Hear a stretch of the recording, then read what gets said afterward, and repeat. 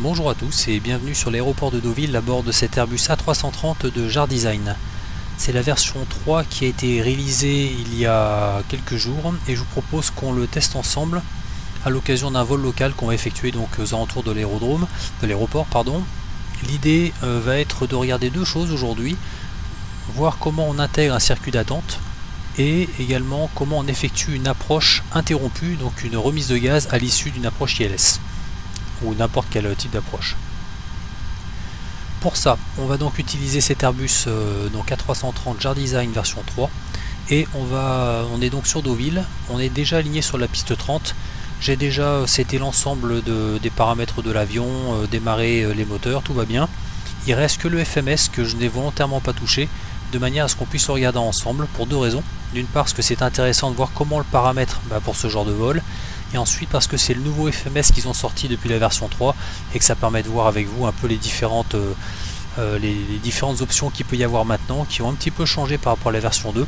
On est passé à un FMS qui a un peu plus de maturité. Bon, il y a encore des choses qui ne marchent pas, mais encore une fois, c'est une version bêta. De manière à arranger les choses ou de rendre les choses un peu plus réalistes, j'ai paramétré également les conditions météo. Si vous voulez le faire chez vous, pour retrouver les mêmes visibilités et plafonds, j'ai mis un plafond avec un sommet à 6000 pieds et une base du plafond à 730 pieds, 730, de manière à ce qu'on soit juste un poil au-dessus des minima, et j'ai mis une visibilité de 800 mètres. Donc c'est pas terrible. Ce sont typiquement des conditions qu'on peut rencontrer pour un ILS justement de catégorie 1, ce qui est notre cas aujourd'hui. Donc voilà, ça va vous donner quelque chose d'assez réaliste, d'assez proche de ce qu'on peut trouver dans la réalité, et on va vraiment le traiter comme on le traiterait en vol, donc en l'occurrence c'est un Airbus A330, mais c'est quand même franchement transposable sur beaucoup d'avions. Je vous propose d'abord qu'on étudie la carte ILS ensemble, la carte d'approche. Alors je vais essayer de la rendre un peu plus grande. Voilà. Donc sur Deauville, on est sur une approche ILS ou LOC piste 30. Donc on va effectuer une approche ILS. Je vous rappelle que le LOC c'est comme une procédure ILS, sauf qu'on n'a pas l'information sur le plan de descente. Bon, c'est pas ce qui nous intéresse aujourd'hui. Nous on va surtout faire beaucoup de pilote automatique, on va pas faire de phase manuelle, c'est pas du tout l'objet. Après vous pouvez vous amuser à le faire vous-même en manuel. L'idée c'est de voir un peu comment l'avion se manage si vous voulez dans ce genre de situation. Décollage, intégration d'un circuit d'attente, approche ILS et remise de gaz. On va donc effectuer un ILS, donc un ILS complet avec les trois informations. Je vous rappelle qu'un ILS est une approche de précision. Pourquoi? Parce qu'il a une information de glide qui nous donne un plan de descente, une information d'un guidage horizontal par le biais du localizer et une information de distance par le biais de la distance DME qui est donnée par l'ILS. C'est donc une approche disponible pour les avions de catégorie A, B, C, D. La catégorie est définie en fonction de la vitesse de décrochage au seuil à la masse maximale et qu'on multiplie par 1,3, et donc cet Airbus A330 fait partie des avions de catégorie C. L'altitude de l'aérodrome 479 pieds et ici des THR qui correspond à Display Threshold, on va dire on a un seuil décalé sur Deauville avec une altitude à 464 pieds qui correspondent à 17 hectopascales. Ici si je vérifie, j'ai bien ici depuis la piste 30, vous voyez, on a un seuil décalé. C'est d'ailleurs ici que nous sommes. On voit là avant le seuil de piste qui commence ici. Aujourd'hui, je vais décoller de cette position. Je vais vous expliquer pourquoi un peu plus tard. Les fréquences radio, c'est comme d'habitude, je m'en tamponne complètement. Donc c'est pas du tout l'objet du tuto. L'ILS, la fréquence 111,55, donc ça on va s'en occuper. La déclinaison magnétique, bon ça j'en ai déjà parlé, la différence entre le nord vrai et le nord magnétique. Ici, intéressant, ce qu'on appelle la minimum safety altitude, donc l'altitude minimale de sécurité qui est centrée dans un cercle de 25 nautiques de rayon autour du VOR de Deauville. Le VOR de Deauville il est là, donc considérez un rayon de 25 nautiques autour, et l'altitude minimum de sécurité est de 2200 pieds. Sachant que du coup, là il y a déjà 1000 pieds de marge qui ont été pris par rapport à l'obstacle plus limitatif dans cette marge-là, dans ce cercle-là. Ensuite, on nous dit que pour effectuer cette approche, il nous faut un VOR et un DME. Bon, c'est bien ce qu'on a de toute façon, il n'y a pas de problème. Et ici, ils nous décrivent l'approche. Ce qu'on va faire nous. Alors, donc, vous voyez sur l'approche, sur la carte, pardon, je vous ai déjà tracé un certain nombre de choses. On va en reparler un peu après. Nous, l'idée, c'est qu'on va décoller de la piste 30. On va effectuer un virage comme ça. Alors ça, n'en tenez pas compte, hein, c'est un hasard, mais on va effectuer un virage pour venir se représenter sur le VOR de Deauville. pardon, qui est ici. Donc on va effectuer un virage comme ça pour se représenter sur le bord de Deauville. Et on va commencer par faire un virage par la gauche de manière à intégrer, vous voyez, la tente par là. Et ici, vous voyez que ce secteur-là, je l'ai délimité par des traits pointillés. Et dans ce secteur-là, c'est ce qu'on appelle une entrée teardrop. En fait, c'est en forme de larme. On le voit bien ici, vous voyez, quand vous rentrez dans ce secteur-là, on effectue comme ça un virage par la droite pour venir se représenter ici. Donc c'est la même chose. Nous, on va venir de ce secteur-là. On va venir ici, se présenter pour un virage et revenir ici. Ensuite, une fois qu'on sera aligné, il faut qu'on fasse un tour comme ça, on n'a pas le choix, pour ensuite shooter l'approche. Une fois qu'on aura fait ça, on se présentera donc pour l'ILS, on fera une approche interrompue, et cette fois-ci donc on mettra les gaz par un virage droite de manière à se représenter sur ce secteur-là. Et là, on est sur une entrée parallèle. L'entrée parallèle, c'est celle-ci, donc l'avion arrive par là, et là il va effectuer ici, vous voyez, donc on est à l'opposé, si j'ose dire, là, de la direction qu'on devrait prendre, pour ensuite effectuer un virage par la gauche, revenir ici, et là on réeffectue un tour proprement, de manière à pouvoir ensuite enquiller l'approche et shooter l'ILS. On va donc shooter l'ILS, en remise de gaz ici, on repartira dans l'axe, et on repartira, peu importe, à gauche ou à droite, allez, soyons fous, à droite encore, pour revenir se présenter encore une fois sur le bord de Deauville, et cette fois-ci, on ira s'éloigner comme ça, et puis on viendra faire un virage pour venir se représenter sur ce secteur-là, et de manière à effectuer ce qu'on appelle une approche directe. Donc tout ce secteur-là, c'est pour une approche directe. Et dans ces cas-là, on viendra tout simplement shooter un dernier ILS, et cette fois-ci, on se posera. Donc vous avez les trois entrées différentes qui sont ici. J'aurais pu les mettre dans l'ordre d'ailleurs dans lesquels on allait pratiquer, bon c'est pas bien grave. Donc l'entrée directe, la teardrop et l'entrée parallèle. On gardera ça donc visible de manière à ce qu'à chaque fois vous ayez bien la situation en tête de savoir ce qu'on va faire. On poursuit ici.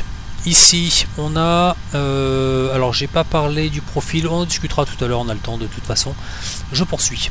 L'altitude de transition 5000 pieds, donc je vous rappelle qu'en dessous de 5000 pieds on sera donc au QNH et qu'au-dessus on sera donc en calage standard, donc 1013,25 hectopascal, mais aujourd'hui on s'en tamponne puisqu'on volera de toute façon en dessous de cette altitude de transition, donc on sera forcément au QNH.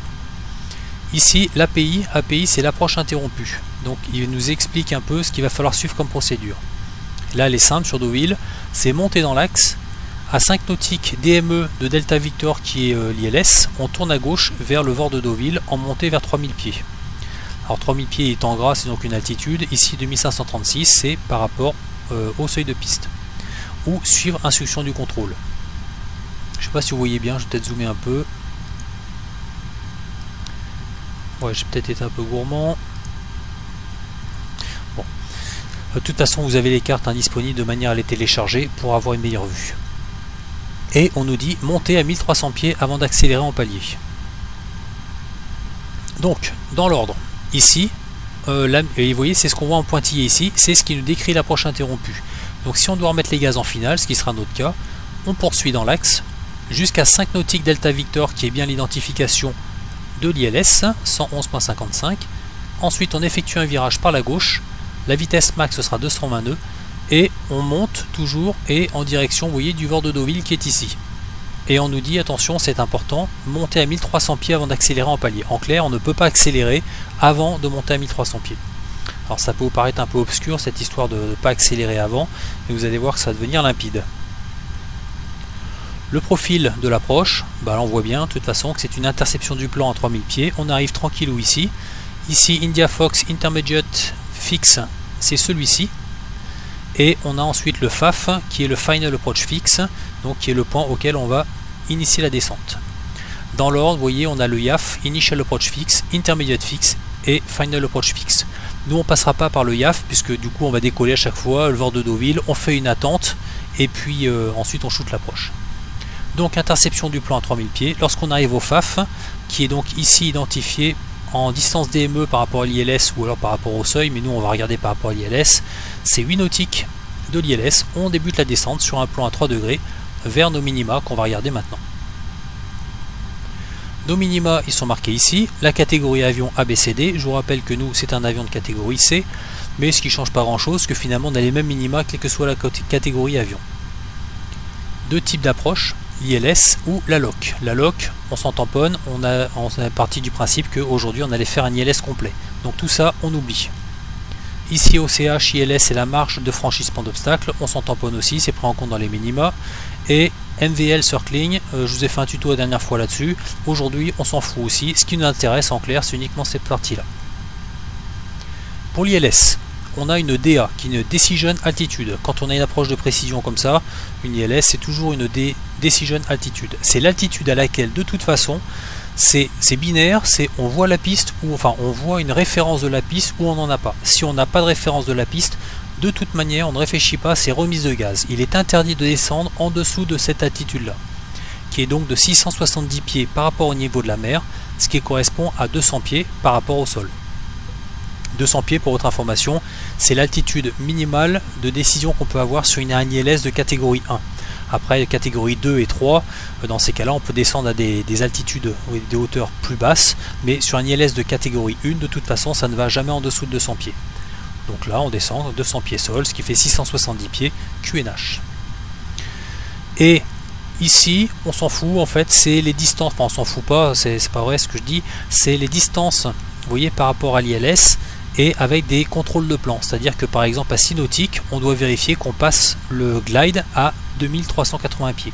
À 5 nautiques, on doit le passer à 2060 pieds. Ça permet de corréler entre la distance et ce qu'on lit au niveau de l'altitude, vérifier si jamais on est bien parfaitement sur une descente, sur cette descente-là avec un plan à 3 degrés. Quand je vous dis qu'on s'en tamponne, c'est vrai sans être vrai. C'est pas vrai parce que c'est toujours un moyen de contrôle qui est important. Mais en même temps, c'est plus pour ceux qui feront une approche LOC. Parce que dans le cas où ils feront le LOC, ils auront un guidage latéral, mais ils n'ont pas de guidage sur le plan de descente. C'est pour ça que dans ces cas-là, ils vont se servir de ce tableau-là, de manière à manager eux-mêmes en arrivant au FAF, ils vont se mettre en descente sur un angle à 3 degrés, et ils vont vérifier à chaque fois que leurs attitudes soient correctes. Nous, on suit un faisceau, le glide, donc a priori, il y a quand même toutes les chances qu'on suive de toute façon le plan. Donc considérez qu'ici c'est plus un monitoring qu'autre chose, mais qui est franchement monitoring si jamais on fait un ILS complet, mais par contre c'est très important de le vérifier si jamais on fait une procédure LOC de manière à bien manager son plan de descente. Et à chaque nautique, en fonction de ce qu'on lit comme valeur, on voit si on est au-dessus ou en dessous, et ça nous permet de réactualiser le plan de descente. Ici, on va pas s'attarder dessus, hein, c'est les distances qu'on a entre donc, le FAF et le seuil décalé. Donc le FAF il est ici jusqu'au seuil décalé, donc il vient un petit poil après, enfin ici pardon, le seuil décalé il est juste un petit peu après, hein, c'est ici en fait le seuil décalé, et ça nous donne la distance, et en fonction de la distance et de notre vitesse, on sait le temps. Par exemple, nous si on venait à 132, ça nous prendrait 3 minutes 36 entre le FAF et le seuil décalé, et ça nous ferait une vitesse vertical speed en pieds par minute à 690 pieds. Voilà, vous savez tout. Ici, on aura le temps de toute façon de discuter de ce tour d'attente là, mais on voit clairement que de toute façon il est basé sur le VOR de Deauville, identifié 110.2, et que les tours d'attente s'effectuent par la droite avec ce qu'on appelle une inbound course, autrement dit c'est la course pour revenir sur le moyen qui est de 298, et ici vous voyez qu'on est à 11 nautiques de l'ILS. Ici on est à 6 nautiques 7, ce qui fait qu'on a 4.3, 4 nautiques 3 si vous voulez d'éloignement. Une attente, c'est identifié par 3 choses. C'est un rayon de virage, un temps d'éloignement et une inbound course. Donc le sens du virage c'est par la droite, le temps d'éloignement c'est une distance, en l'occurrence c'est 4.3 nautiques, mais ça aurait pu être 1 minute ou 2 minutes d'éloignement, et l'inbound course, donc c'est inbound, hein, c'est vers le moyen, c'est 298. Avec ces 3 informations là que me donne le contrôle, si jamais je les ai pas, je suis capable de me dire ok, je visualise mon attente. Vous savez tout, on va maintenant paramétrer notre FMS. Alors ici, j'ai pas touché, il est juste, il vient juste d'être loadé, c'est ce qu'on a ici. Donc je regarde mes dates, les databases sont valides entre le 1er février et le 28 février. Donc là on est au milieu, tout va bien, elles sont donc valides. Ici Perfactor, on l'avait pas je crois sur la V2. Alors Perfactor c'est intéressant, pourquoi? Parce que quand un constructeur, si vous voulez, sort un avion, donc en l'occurrence cet Airbus A330, tous les Airbus A330 ne sont pas pareils. Je peux prendre 10 Airbus A330, leur demander de faire un vol, si jamais on consomme, on vérifie les consommations des avions à la fin du vol, il y aura forcément un petit delta. Alors en dehors du problème de la masse évidemment. Mais pourquoi? Parce qu'il peut y avoir un design un poil différent, puisqu'il peut y avoir certains qui ont pris des options avec telle ou telle antenne, parce qu'il peut y avoir une peinture qui est plus ou moins lisse, parce que vous pouvez avoir quelques aspérités sur la coque qui fait que du coup ça freine un peu aérodynamiquement et ça génère de la traînée et donc de la consommation carburant. Donc du coup ici il est seté à 0, mais on pourrait très bien paramétrer ce perf factor en disant voilà, mon avion il est 1% moins bon que la perfo donnée par Airbus, et dans ces cas là je vais me setter ce perf factor là, qui fait que du coup mon FMS à chaque fois il prendra en compte que ah oui attention, toutes les consommations que je dois donner elles seront forcément majorées de 1%. Voilà, donc c'est pour votre information, mais c'est à ça que ça sert. Je rentre ici dans ma page init. Donc première chose c'est que je vais rentrer ma route. Donc là je vais vous faciliter les choses, puisque la route aujourd'hui on s'en fout complètement en fait, parce qu'on ne va pas réellement voler selon le GPS. Donc la route je l'ai déjà enregistrée, vous voyez je lui donne son nom, je la mets en compagnie route ici et il me sort la route. Alors ça va être simple parce que je vais vous donner le fichier. En fait vous le trouverez également en lien pour le télécharger, il ne faut pas que j'oublie de le mettre. Et ce fichier là vous pouvez le mettre directement dans votre répertoire de l'avion A330. Vous avez un répertoire qui s'appelle Flyplans, vous le rentrez dedans. Et puis après vous verrez donc le fichier il s'appelle directement LFRG, hein, c'est le nom que j'ai mis ici dans la route, et comme ça vous le rentrez comme moi je viens de le faire et ça vous permettra de le loader automatiquement. Donc j'ai ma route qui apparaît ici, je l'insère. La première chose que je fais c'est d'aligner mes IRS. Je ne sais pas si vous vous souvenez mais il y a quand même un temps pour les aligner, et ici je ne le vois plus parce que je phrase déjà depuis quelques temps. Allez, je les aligne. Ici où je suis, LFRG, ici où je vais. Mon numéro de vol, eh bien je prends toujours le même. Voilà, novembre 163 Foxtrot Juliette. Cruise level, bon, on a dit qu'on allait croiser à 3000 pieds, hein, ça sert à rien de monter très haut. C'est fait. Alors juste pour votre information, maintenant on a une information de température. C'est pas ésotérique, ça peut être intéressant. Pour votre information, aujourd'hui on est encore une fois en condition ISA. Donc c'est ce que j'ai mis. Les conditions ISA, je vous rappelle que c'est l'atmosphère internationale qui fait qu'on prend en compte un certain nombre de paramètres. 1013,25 hectopascal au niveau de la mer, une température de 15 degrés. La température qui décroît forcément avec l'altitude, je vous apprends rien, mais qui décroît à 2 degrés par 1000 pieds. Et comme on veut croiser justement à 3000 pieds, dans ces cas-là, si on perd 2 degrés tous les 1000 pieds, ça veut dire qu'on va perdre 6 degrés. Comme en atmosphère ISA, il fait 15 degrés au niveau de la mer, 15 degrés, moins 6 degrés, il fait bien 9 degrés à 3000 pieds. La tropopause, oh c'est pareil, il faudrait que je fasse un petit cours météo, mais la tropopause, en fait, on part du principe que l'altitude, donc on perd grosso merdo 2 degrés tous les 1000 pieds, mais on ne perd pas ça éternellement. Il y a une altitude à partir de laquelle la température cesse de diminuer et deviendra standard à moins 56,5 degrés. Et l'altitude à laquelle cette température cesse de décroître, on appelle ça la tropopause. Alors elle est vraiment variable, hein, c'est pas toujours la même altitude. En condition ISA, voilà ce qu'il vous propose, mais maintenant en fonction de là où vous vous trouvez sur la planète, c'est pas du tout la même hauteur de tropopause. On peut avoir des gros écarts.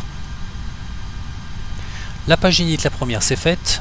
Allez, la deuxième, c'est ce qui concerne donc le fuel et la masse de l'avion. Là c'est le centrage 29.8. Bon, on s'en fout un peu, hein. Zero fuel weight CG, center of gravity, donc 29.8. On considère qu'il a raison. Et ZFW, c'est le zero fuel weight. Je vous rappelle que c'est la masse de l'avion à vide à laquelle on rajoute le poids des passagers et le poids de tout ce qui est cargo, fret et ce que vous voulez, mais sans le fuel. On clique sur le pavé et il nous dit que notre avion il pèse 165,1. C'est en tonnes évidemment. Le bloc, ça nous donne le fuel qu'on a à bord, 8,7. Je vais prendre un poil plus.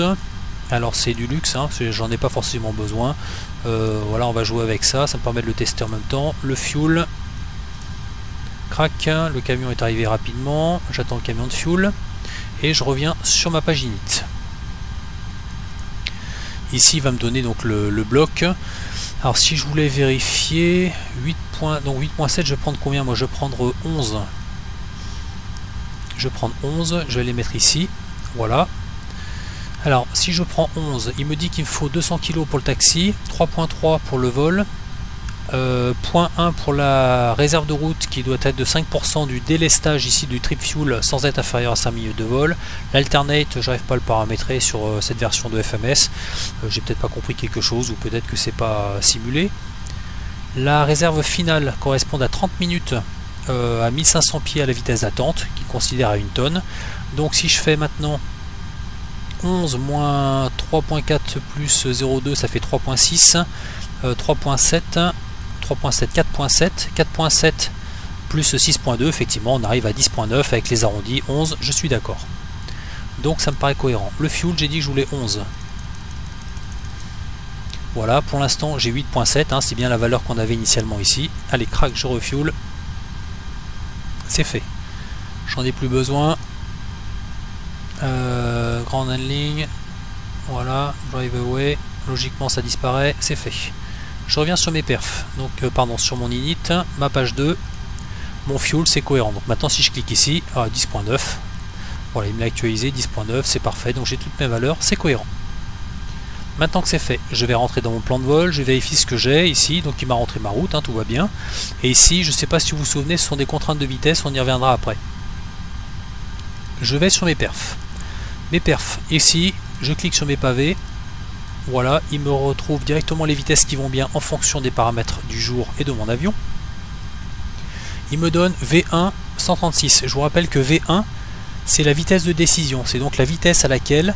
quand je serai en phase de roulage pour décoller, en dessous de V1, s'il m'arrive quelque chose, je perds un moteur ou je sais pas, une porte qui s'ouvre ou autre chose, je m'arrête. De toute façon, j'effectue une accélération arrêt à partir de 136 nœuds et plus loin. Si jamais il m'arrive quelque chose, même une perte moteur, de toute façon, il n'y a pas à réfléchir, c'est forcément je poursuis le décollage. VR, c'est la vitesse de rotation, donc la vitesse à laquelle je vais justement initier ce décollage. Donc vous voyez, c'est juste très proche de V1. Et V2, c'est la vitesse que je dois prendre en cas de un moteur en panne. Donc si je perds un moteur, j'irai chercher 143 nœuds, et c'est cette vitesse-là que je vais maintenir jusqu'à une altitude qu'on va voir un peu plus tard. L'altitude de transition, 5000 pieds, c'est ce qu'on a vu sur la carte Jepsen, hein, ici, la carte du SIA, 5000 pieds, c'est cohérent. L'altitude de réduction et d'accélération.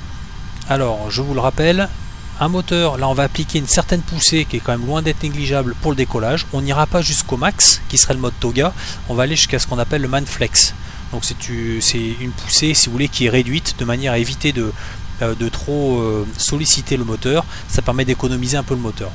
Donc on va décoller quand même avec quand même une grosse puissance. Le problème, c'est qu'un moteur, plus vous appliquez de puissance, plus il se fatigue.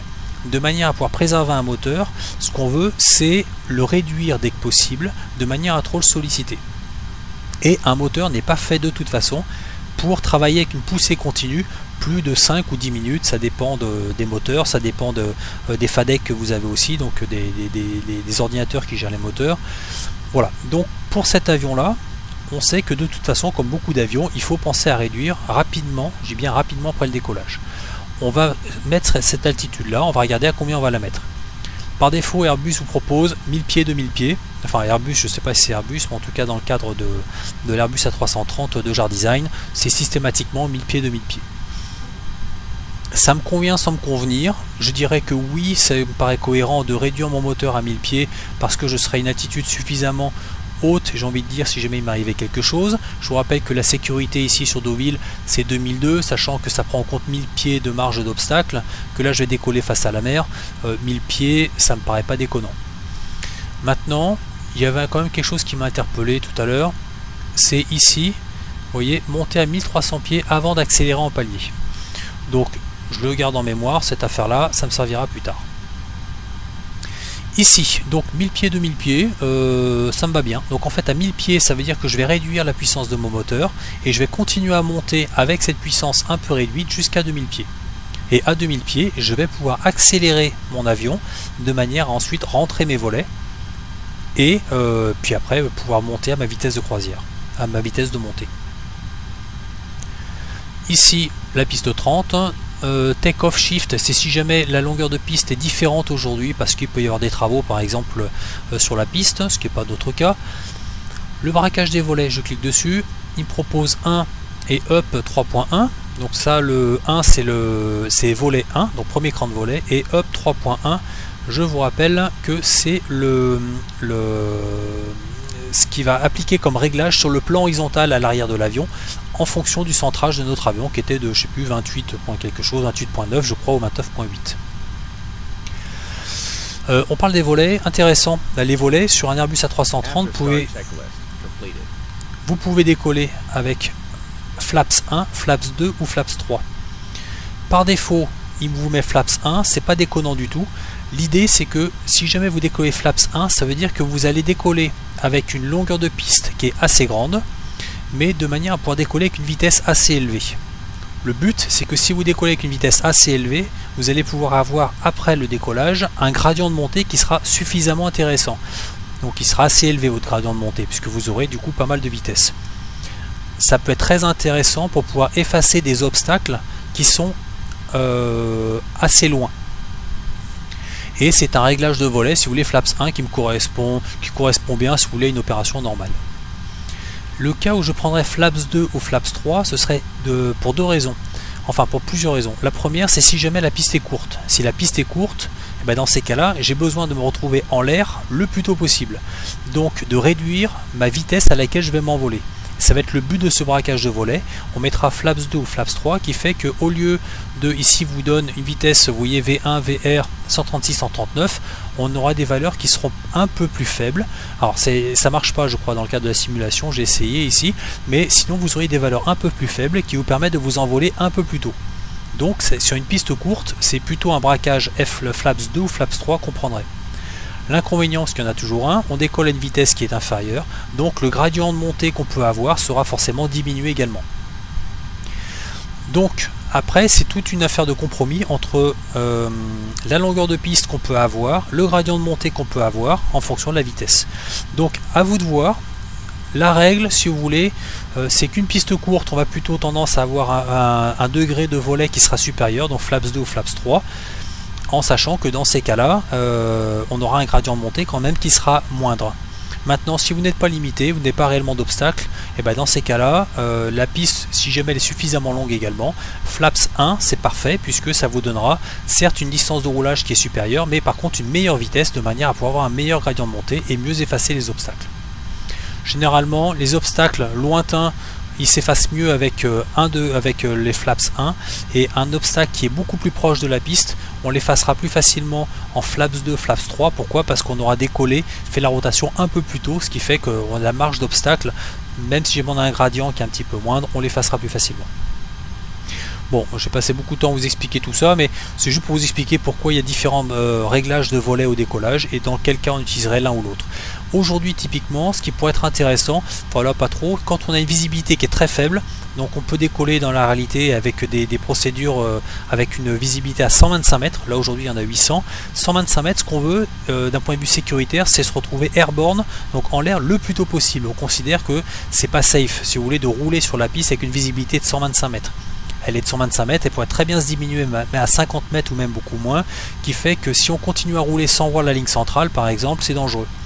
Donc en cas de vraiment faible visibilité, ce qu'on veut, c'est pouvoir se retrouver en l'air le plus tôt possible.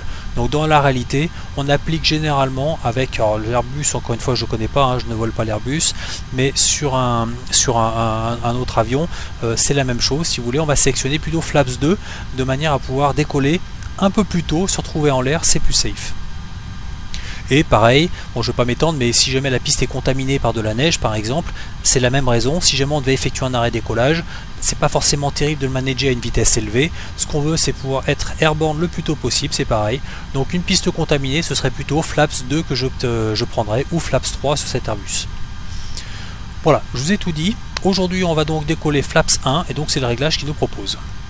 Le flex 45, on y reviendra plus tard, c'est une température, il assume une certaine température si vous voulez, de manière à pouvoir diminuer la puissance du moteur requise au décollage. On verra ça plus tard. Engine Out Acceleration, là ce que ça veut dire, c'est que si jamais il m'arrive une panne moteur par exemple au décollage, enfin pas par exemple, c'est dans le cas d'une panne moteur, dans ces cas-là, je vais monter à 2000 pieds avant de pouvoir effectuer quoi que ce soit. C'est-à-dire que dans ces cas-là, je vais monter à 2000 pieds à la vitesse V2, qui je vous rappelle est la vitesse de sécurité avec un moteur en panne, et je vais garder cette vitesse-là de 143 nœuds jusqu'à cette altitude-là de 2000 pieds, que je considère, alors safe ou pas safe si vous voulez. On pourrait se dire que dans ces cas-là, c'est marqué 2002 pour la sécurité, et ben vous savez quoi, hop, je mettrai 2002, dans ce cas là, c'est pas obligé, c'est pas à chaque fois que je mettrai 2002, hein, loin de là, hein. Mais ici entre 2000 et 2002 ça change pas grand chose, voilà, ça me va très bien. Donc je monterai à 2002. J'ai rentré tous mes paramètres ici, il me reste ceci, j'en ai pas parlé, ça c'est les vitesses minimales auxquelles vous pouvez évoluer en fonction de votre configuration de volet. Si jamais vous êtes clean, c'est-à-dire que tous vos volets sont rentrés, dans ces cas-là, la vitesse minimale à laquelle il faut voler, c'est 212 nœuds. C'est le minimum. Si jamais vous avez un cran de volet, c'est 173. Alors pourquoi? Parce que vous avez uniquement ce qu'on appelle les slats, donc ce sont les volets qu'on a sur le bord d'attaque de l'aile. Et ici, si jamais vous avez un deuxième cran de volet, la vitesse minimale qu'il vous faut pour voler, c'est 140 nœuds. Au-dessus de 140 nœuds, vous pouvez rentrer vos volets 2. Au-dessus de 173, vous pouvez rentrer vos volets 1. Et ensuite, quand vous êtes clean, vous pouvez voler à 212 nœuds, donc en configuration clean. On a fini pour les perfs ici, en take-off. Le plan de vol, on va les regarder. Alors, gardez en mémoire quand même qu'en clean, une fois qu'on a rentré les volets, la vitesse minimale, c'est 212 nœuds. Bah, je vais m'en servir de ça. Parce que par défaut, ici, bon, je vous apprends rien, la vitesse minimum c'est 250 nœuds en dessous de 10 000 pieds. Là, ici, j'ai une contrainte, hein, je vois avec l'astérisque. Si je clique dessus, il me donne justement 250 nœuds en dessous du niveau 100. Alors c'est bien, moi ici je vais grenouiller toujours dans le coin de Deauville, je vais pas aller très loin, ça sert à rien de se bomber la guérite à 250 nœuds, moi j'ai envie de dire que je vais me prendre une vitesse moindre. Alors vitesse moindre, il y en a une que je connais, je sais pas si vous vous souvenez, c'est qu'ici, quand je vais vouloir activer plus tard ma phase d'approche, il va vouloir décélérer vers 210 nœuds. 210 nœuds, pour l'instant moi ça me convient pas bien, puisque on a vu au niveau des perfs que en clean, il faut que je vole à une vitesse minimum de 212.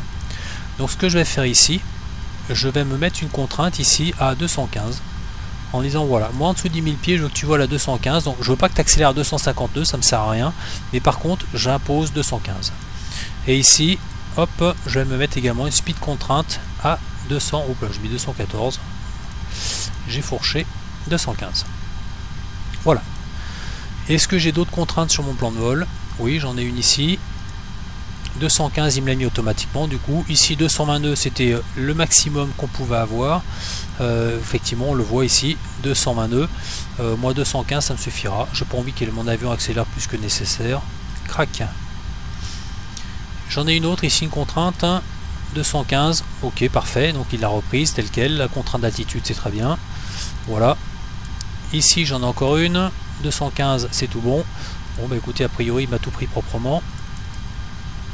Voilà, et puis ici après je serai en phase d'approche de toute façon, mais a priori il m'a tout pris proprement, impeccable. Donc ça empêche mon avion, si vous voulez, d'accélérer trop, j'ai pas du tout l'intention qu'il accélère jusqu'à 250. Je reprends mon plan de vol, voilà ici, on est propre ici. Ce qui me reste, c'est mes moyens radio. Mes moyens radio, je vais mettre le VOR de Deauville qui est 110.2. Je vais le mettre en VOR 1 et je vais le mettre aussi en VOR 2.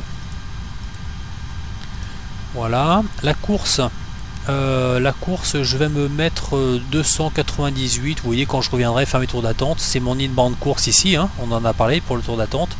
Donc je vais me mettre mes 298 ici en course et je vais le mettre également ici d'ailleurs. Voilà. Ensuite, l'ILS, donc je l'avais déjà dit dans mon plan de vol que j'allais faire une approche ILS, donc il m'a déjà mis la fréquence. Avec la course de l'ILS au 298, c'est vérifié ici. L'ADF, je m'en fous. ADF1, ADF2, pourquoi? Parce qu'il n'y a aucun ADF ici. Alors, pourquoi j'ai mis deux fois la fréquence du VOR et j'ai pas mis une fois l'ILS et une fois le VOR? Ben, en fait, c'est assez simple. Ce qui m'intéresse, si vous voulez, c'est toujours pareil, c'est pouvoir toujours avoir une solution de backup. En fait, l'idée quand on fait ce genre de vol, ce qui vont assez vite, c'est je sais pas comment vous dire ça, c'est de en fait toujours pouvoir avoir l'impression qu'on peut sortir des emmerdes avant même d'y être entré, quoi. Donc si tout est paramétré d'avance et qu'on a toujours une solution de backup, ça évite de courir après une solution ou d'essayer de faire des actions trop rapidement alors qu'on pourrait avoir des choses simples qu'on a déjà préparées en avance. Donc là j'anticipe le fait que je pourrais très bien perdre mon VOR 1 pendant mon approche, je pourrais très bien perdre mon VOR 2. Donc si je le double ici, ça me permet de l'activer comme j'en ai envie. Ici vous voyez j'ai mes deux VOR et je vous rappelle que le VOR 1 est ici, là, et le VOR 2 est ici. Donc si j'active les deux, j'ai mon VOR 1 qui est ici, j'ai mon VOR 2 qui est ici. Il va me mettre donc du coup deux aiguilles, vous voyez, une ici, une simple et une double. Donc si je mets la une sur off, dans ces cas-là je ne vois que la 2 qui est bien la double. Si maintenant j'inverse, je mets celle-là sur on et celle-là sur off, j'ai bien que la simple qui correspond au VOR 1. Donc là par exemple, je vais me mettre le VOR 2 qui est utilisable. Je cache le VOR 1 parce que je ne veux pas saturer mon écran, ça ne me sert à rien. Mais je sais que si jamais il m'arrive une merde avec le VOR 2, dans ces cas-là, eh bien j'aurais plus qu'à activer directement mon VOR 1 et je ne perdrai pas mes indications à l'écran. Et l'ILS, pourquoi je le prends pas? Parce que ici, quand je vais effectuer mon approche ILS, je vais basculer, là je suis en arc, mais je vais mettre en mode ILS, qui fait qu'ici j'ai mon ILS que je peux monitorer et je l'ai une deuxième fois ici puisque je l'active par ce biais là. Donc en clair j'ai déjà un backup de mon ILS mais je n'avais pas de backup de mon VOR. Donc c'est pour ça qu'ici j'opte pour le fait d'avoir systématiquement mes deux fréquences VOR que je vais doubler de manière à éviter de me retrouver dans une situation avec un bord cassé et du coup sans savoir trop comment je manage mon approche. Voilà, donc j'ai managé mon affaire, je suis en dynautique, mes contraintes qui s'affichent également ici. En mode décollage, je vais me mettre ici en arc et je basculerai en ILS tout à l'heure. Ici, si je regarde mon écran, j'ai quoi? En vert, c'est ma trajectoire standard, vous avez l'habitude de voir, qui est mon mode navigation. Donc il me dit qu'après décollage, voilà, je dois suivre cette procédure-là. Si jamais je suis bien en mode nav, ce qui sera le cas, et je suis ici pour revenir pour votre information sur le bord de Deauville. En bleu, c'est pratiquement la même chose, c'est l'altitude qu'il doit suivre lui en cas de justement d'approche interrompue. Donc on en revient à cette procédure là, monter dans l'axe à 5 nautiques de l'ILS, on tourne à gauche vers Deauville en montée vers 3000. Donc lui c'est ce qu'il veut faire, ici 5 nautiques, virage à gauche pour remonter vers Deauville. Alors c'est théorique, pourquoi? Parce que si je vais dans mon plan de vol ici, je vais à la fin, vous voyez j'ai mon ILS ici jusqu'à la piste 30 et là après j'ai des points en bleu qui correspondent justement à mon approche interrompue, qui me disent d'aller jusqu'à ce point là, donc le CA880 qui est identifié ici. Après j'ai un D298D que je vois ici, et ensuite vous voyez toujours en bleu j'ai un virage par la gauche pour revenir sur le bord de Deauville, c'est bien ce que j'ai. En fait donc tout ça c'est cohérent, la seule chose c'est con mais il la vole pas en fait, de la réalité j'ai essayé déjà et il la prend pas, donc je pense que là il va me prendre justement cette procédure là. Si je laisse faire sa approche interrompue, malheureusement je pense qu'il suivra cette trajectoire verte, c'est dommage, mais à terme en tout cas quand vous engagez le mode navigation comme ça en cas de remise de gaz, il est censé suivre la trajectoire bleue. Bon voilà, ça c'est pour la théorie. Je reviens ici sur mon FMS. Et ici donc j'ai bien mon ILS avec mes prochains points ici et puis surtout mon VOR 2 de Deauville qui est situé à 6.3 nautiques. Ici mon écran principal, je suis en climb qui est en bleu, à savoir qu'il est donc armé sans être engagé. Pourquoi? Parce qu'il se mettra en SRS d'abord. Je vous rappelle que quand je suis au décollage, c'est un Speed Reference System SRS qui va activer. Il va vouloir chercher la vitesse que j'ai après ma rotation et c'est celle-ci qui va vouloir garder jusqu'à l'accélération. Donc il va monter jusqu'on va intercepter les 1000 pieds qu'on a vu ici, les 1000 pieds. On va juste réduire la puissance du moteur, mais il va garder ma vitesse et il va continuer en fait, si vous voulez, à manager ma montée jusqu'à 2000 pieds, jusqu'à l'accélération. Il va manager une vitesse. En clair, lui il va se fixer sur la vitesse qu'il veut maintenir et il va adapter ce qu'on appelle le pitch, donc c'est l'inclinaison si vous voulez du nez de l'avion en haut ou en bas, pitch up ou pitch down. C'est ça qui va faire bouger de manière à maintenir cette vitesse, c'est tout ce qui l'intéresse, jusqu'à 2000 pieds. À partir de 2000 pieds il va accélérer donc pour qu'on puisse rentrer les volets. Donc c'est le mode climb, donc SRS d'abord, pardon, donc Speed Reference System, et une fois qu'on sera après au-dessus des 2000 pieds qu'on va accélérer, il passera en climb. Le mode navigation il est armé, donc pour l'instant il ne le capte pas puisqu'il sera d'abord dans la phase de roulage, ici il sera en phase runway et ensuite il passera pour activer le mode nav et ensuite il ira donc chercher ses trajectoires en vert. Ici c'est le flight director, donc le directeur de vol, et qui est activé aussi bien à gauche qu'à droite, 1 et 2. Ensuite il a ses vitesses de contrainte, 136 nœuds qui correspondent à V1. Après ça va être pour la rentrée en fonction de ses contraintes, pardon, c'est la vitesse que je lui ai rentré moi, 215 nœuds de target speed. 3000 pieds c'est bien l'altitude vers laquelle je veux monter qui correspond à l'altitude à laquelle je vais effectuer mes circuits et mon approche. Voilà, j'ai mon lock, j'ai mon glide ici, et puis ici j'ai l'ILS avec la fréquence et la distance de l'ILS. On s'est tout dit. Ce qu'il me reste ici, c'est ce qu'on appelle, sur la bûche je sais pas trop, sur d'autres avions je connais mieux, c'est ce qu'on appelle le guidance panel. On vérifie la pression 1013, le QNH c'est cohérent, on est en atmosphère standard. Le flight director est activé, ici le landing system, voilà, hein, c'est pour l'ILS, il est mis. Je décolle en arc, 10 nautiques. Ici j'ai bien dit le VOR 1 sur off, le VOR 2 que je mets sur on. La vitesse elle est managée, le mode de horizontal pardon, est managé également, hein, c'est le petit point à chaque fois.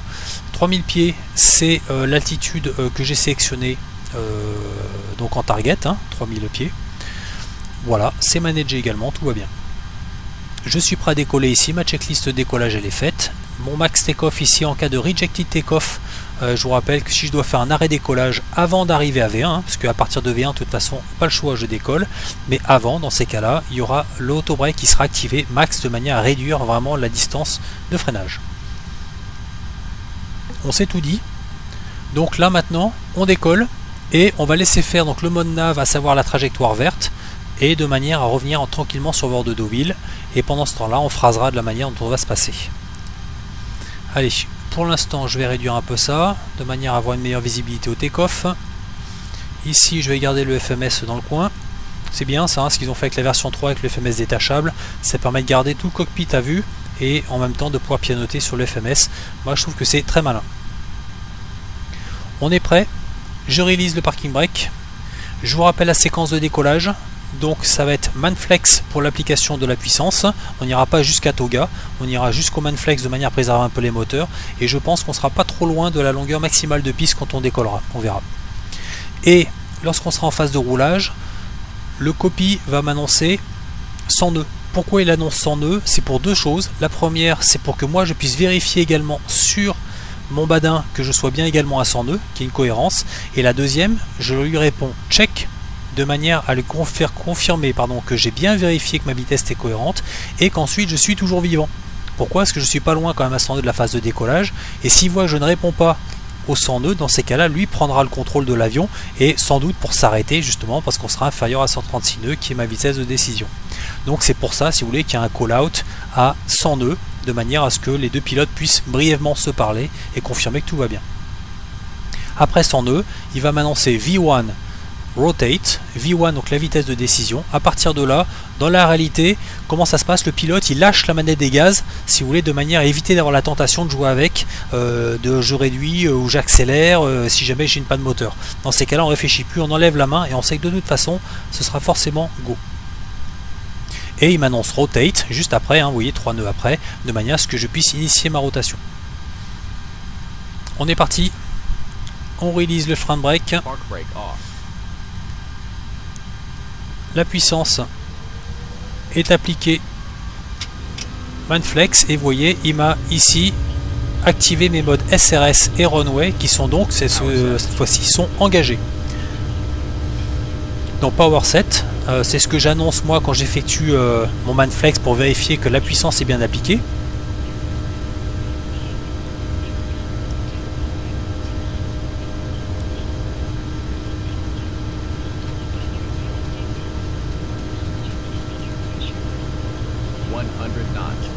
Voilà, 100 knots, je réponds check.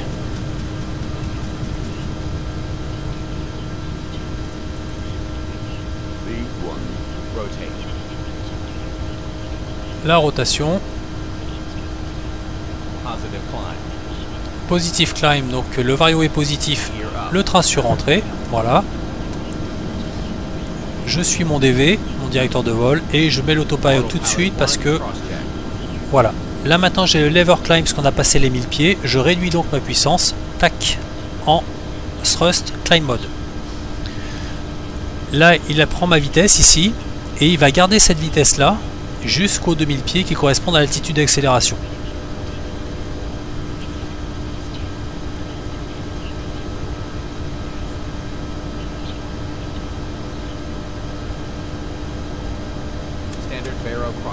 C'est fait. Donc là, à 2000 pieds, il accélère. Ici j'ai le S qui correspond à slat, de manière à ce que je puisse rentrer justement mon dernier cran de volet. Voilà. Je viens de le passer. Et là maintenant, vous voyez ma target speed qui est bien de 215 nœuds, puisque c'est ce que je lui avais mis comme contrainte. La prochaine étape, il va arriver sur ma trajectoire verte ici. Il va donc virer par la gauche. Voilà, c'est initié. Et maintenant qu'il a la bonne vitesse, il reprend sa montée. Vous voyez, il prend d'abord la vitesse avant de monter, donc il a dû accélérer à 2000 pieds à 215 nœuds, donc il va réduire un poil et il va maintenant remonter vers 3000 pieds. J'ai un halt avec une astérisque qui m'indique qu'il est en train de capturer mon altitude sélectionnée à 3000 pieds et il va passer en halt cruise. Voilà, parce que maintenant il est stable au niveau. Donc je suis maintenant en speed, il manage ma vitesse. Halt cruise, il est bien ma altitude de croisière à 3000 pieds. Et je suis bien ici en mode navigation, qui fait qu'il est en train de suivre donc le plan de vol qui a été rentré. Alors qui est bref, hein, il va aller jusqu'à Deauville et puis après je me débrouille. Mes actions après décollage, je désarme mes spoilers. Dans le cadre de ce tuto, je me fous des lumières là-haut, parce que sinon je vais faire sans arrêt avec les différentes approches, je les allume, je les éteins, c'est pas l'objet, donc considérez que je les manage pas. Ici, vous apercevez que vous avez un petit rond vert qui correspond à la vitesse, ce qu'on appelle la best glide distance, donc la vitesse de planée, la meilleure vitesse de planée qu'on pourra avoir. Et vous voyez, c'est ce qui correspond justement aux 212 nœuds qu'on avait tout à l'heure. Merde, je sais pas comment je peux faire pour l'avoir. Voilà, ici, vous voyez, je mets en phase d'approche, je le retrouve 212 nœuds. Et c'est pour ça que je voulais pas voler forcément à cette vitesse là qui est un peu trop proche. Je voulais voler à 215 nœuds qui me paraît beaucoup plus cohérent, si vous voulez, enfin un petit peu au-dessus. J'aurais pu descendre à 212, mais je prends une petite marge, 215, de manière à être du bon côté de la barrière, quoi. Mais il fallait de façon que ma vitesse soit au-dessus de cette vitesse là. Donc vous voyez ça, typiquement, si jamais je perds un moteur, c'est ce qui me donnera ma best glide distance, et si jamais je perds deux moteurs, encore plus, quoi. Bon, on est en train de se rapprocher tranquillement du bord de Deauville, on arrive à 9 nautiques, je vais pouvoir commencer à paramétrer mes affaires. Donc je suis ici en take-off, j'ai passé la phase. En cruise, alors en cruise, il me garde à son mes vitesses à 215, j'ai envie de dire que là, si je voulais, vous voyez, je me mettrais plutôt 215, tac, là je peux pas l'activer, je suis déjà en cruise. En descente, je le mettrais en 215 également. Et non pas en manager, mais en présélecté. Et là il va me changer en lieu de manage, il va me mettre bah non, il veut pas speed entry. Alors c'est peut-être ici qu'il faut que je le mette, pardon, 215, c'est peut-être là, voilà, c'est ça, 215, et il me le met maintenant en sélecté, c'est la vitesse que j'ai sélectionnée. En approche, je remets mon QNH 1013, ma température 15 degrés, et mon vent il est nul. Voilà, je me rapproche de Deauville. Ce que je suis en train de faire, on se remet sur la carte. Vous vous rappelez, on est ici, on est donc en teardrop. En teardrop, vous regardez ici, le but c'est de faire un virage ici. Alors c'est 30 degrés d'écart par rapport à mon axe ici. Mon axe ici, je le connais, hein, c'est celui-ci, c'est 118 en fait. Hein, c'est celui-là, 298 moins 180. Donc c'est 118 moins 30 degrés, ce qui correspond à 88.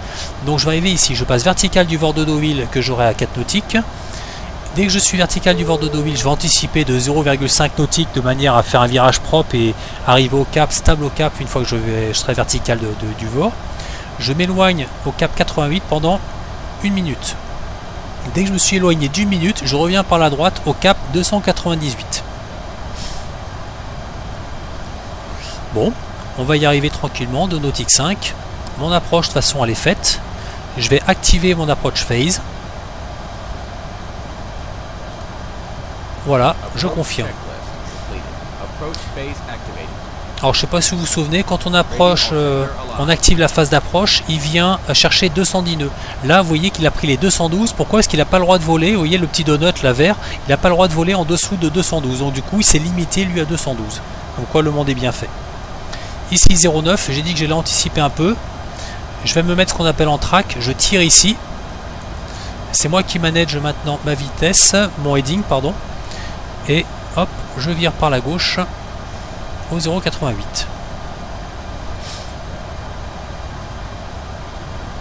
J'arrive pratiquement dessus. J'ai dit 1 minute d'éloignement. Voilà, c'est parti. Je surveille mon chrono.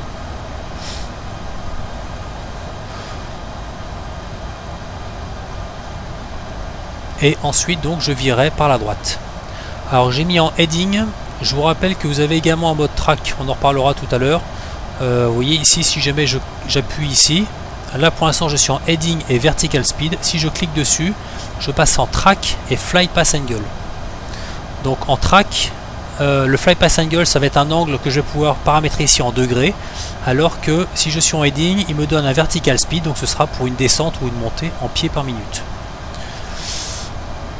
Après, je vais vous expliquer la différence entre le heading et le track. Pour l'instant, je surveille, j'arrive à 50 secondes. Je ne vais pas tarder parce que j'ai un peu grenouillé avant d'enclencher le chrono. Pour tourner vers la droite. Voilà. Je vire par la droite. Alors ce que je vais faire, c'est que je vais me mettre maintenant en mode heading, en mode ILS, pardon. Pour deux raisons, parce que ça permet de monitorer mon ILS et en même temps, vous voyez, ça me permet de voir un peu où est mon curseur de heading. Et j'ai dit 298, qui est facile à régler, puisque de toute façon, je le retrouve ici, évidemment, et puis ça correspond à la course que j'ai setée pour mon ILS. Alors, ici, je l'ai mis 298, mais ça, c'est mon ILS. Je vous rappelle que ce que je veux moi, c'est en sortie de virage, c'est pour intercepter mon 298 ici pour revenir vers mon VOR de Deauville. Ici mon aiguille, elle est setée sur mon VOR de Deauville, ce qui fait que si jamais je suis mon aiguille ici, je vais forcément les pointer vers mon VOR. Je vais regarder comment je sors au 298.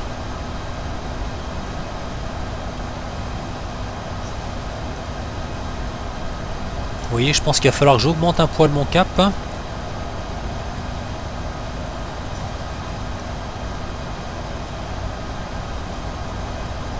forcément beaucoup. Vous voyez, j'ai un petit degré. Parfait. Donc là, vous voyez ce qu'on a fait. On est arrivé ici, passé vertical. On s'est éloigné de 30 degrés pendant 1 minute. Et maintenant, on a fait un virage par la droite pour revenir se remettre sur les in-band course au 298. Et on arrive maintenant à 3 nautiques 7 de Deauville. Lorsqu'on va arriver à 0,5 nautiques du VOR de Deauville, je vais débuter mon virage par la droite pour venir ici au 118. Je ne pouvais pas, si vous voulez, en entrée d'attente comme ça, me dire je vire par la droite, je m'aligne et puis du coup je commence mon approche ILS. On ne peut pas faire ça. Quand on fait une entrée dans l'attente, c'est une entrée dans l'attente comme ça qui se termine l'entrée une fois qu'on passe vertical du VOR.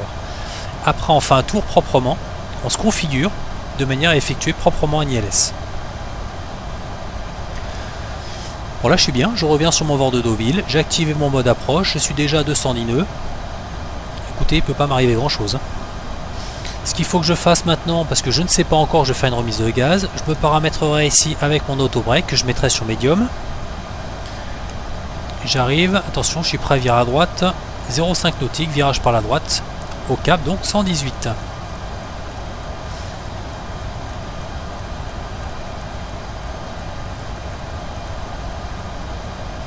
Vous voyez, on est passé vertical et ici on va virer au 118.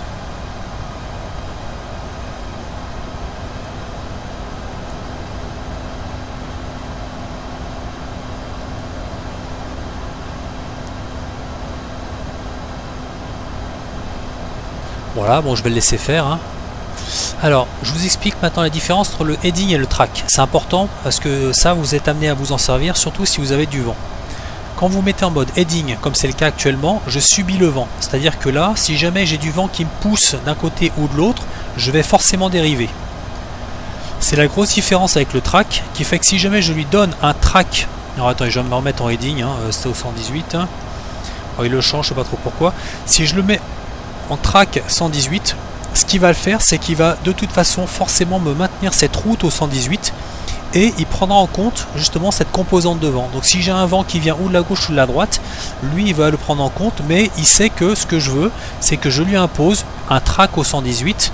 Donc si je fais ça, enfin je ne vais pas le faire là parce qu'il va me changer un peu mes paramètres, mais il va forcément rester sur cette route au 118 et il sera forcément compensé du vent. Donc je ne dériverai pas.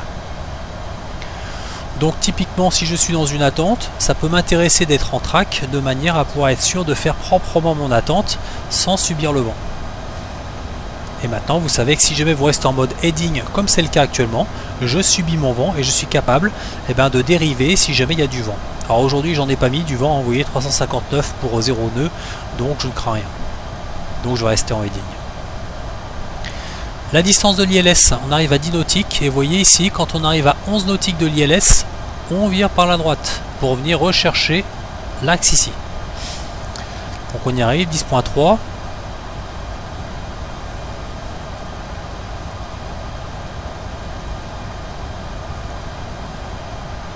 Allez, 11 nautiques, virage par la droite.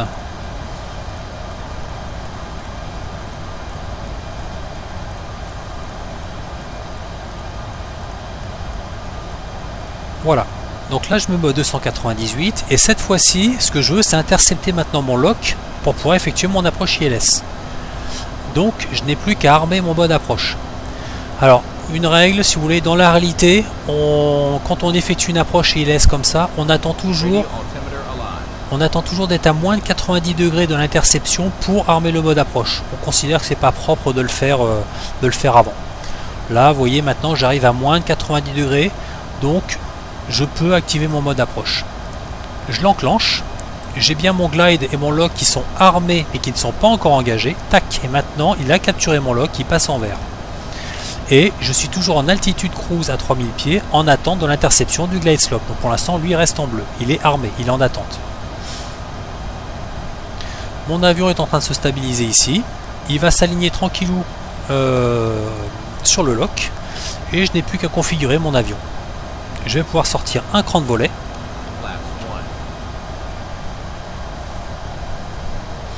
Donc là j'ai sorti un cran. Ma prochaine contrainte c'est 215 nœuds, elle est ici qu'on voit. Je vais attendre 200 nœuds, c'est pas mal, je vais pouvoir sortir un deuxième cran de volet, ça sert à rien de se précipiter aussi. Je sors le deuxième. Mon glide est actif, ça y est, il commence à bouger. Je vais pouvoir sortir mon train. J'ai passé ma prochaine contrainte à 196 nœuds, ce qui fait que je vais pouvoir sortir quand je veux maintenant mon troisième cran de volet. Et j'arrive ici à 1 degré, enfin à 1 point pardon, du glide. Et dans ces cas-là, je sors mon cran ici, troisième cran de volet, et je suis en glide slope interception, vous voyez, il est sur le point de le capturer.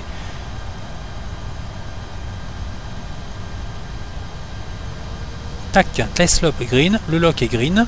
Je sors mon dernier cran de volet. Et il me reste à armer mes spoilers. Je suis maintenant en descente, ma vitesse qui est managée, 140 nœuds c'est parfait, c'est bien ma vitesse d'approche. Ici, glide slope, il est sur mon glide, il est sur mon lock, je le vérifie ici, je le vérifie ici, je peux le revérifier ici également, je suis bien sur mon lock et là je suis bien sur mon glide.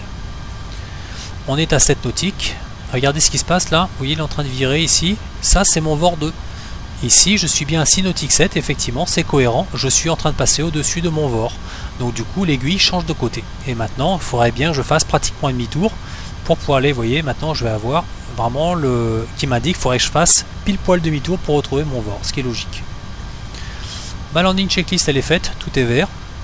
Je poursuis ma descente vers mes minima.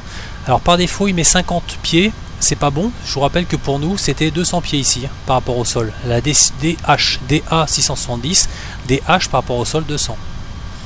Je vais mettre 200 pieds ici. Et je les mets ici DH. Et là maintenant il met bien 200. C'est important parce que c'est à cette altitude là que je vais initier mon approche interrompue si je n'ai pas mes références de la piste. Je vais réduire ici ma fenêtre de manière à ce qu'on voit mieux la piste. Et je poursuis mon approche. Ma prochaine étape, c'est si jamais je dois remettre les gaz. Si je dois remettre les gaz, ce sera donc au minima, si je vois pas la piste. Et comment je vais faire? Je vais pousser les gaz au maximum et il va se mettre en mode toga. Et ce qu'il va faire, c'est qu'il va, du coup, automatiquement, je laisse le pilote automatique sur on, je vais juste pousser la manette de gaz. Et dans ces cas-là, l'annonce qu'on fait, sur un avion standard, l'Airbus c'est pareil, ça va être Go Around Flaps 3. C'est-à-dire que là, je me mets en mode go around, donc j'initie la remise de gaz, donc je l'annonce en tant que pilote, de manière à ce que le copilote suive ce que je fais. Go around flaps 3, donc ça veut dire j'applique go around, donc la poussée maximale, et je demande au copie de me rentrer tout de suite un cran de volet de manière à me diminuer la traînée. Donc voilà, donc arrivant au minima, je vois pas la piste, j'annonce go around flaps 3. duplique la poussée max et le copie, du coup il me met flaps 3, donc il va rentrer un cran de volet. L'avion sous autopilot, il va tranquillement initier sa ressource et se remettre en montée. Alors ici vous voyez on arrive donc à 200 pieds, c'est ma limite, donc je suis à 600 pieds au radio altimètre, donc c'est une sonde qui regarde l'altitude réelle jusqu'au sol. 500.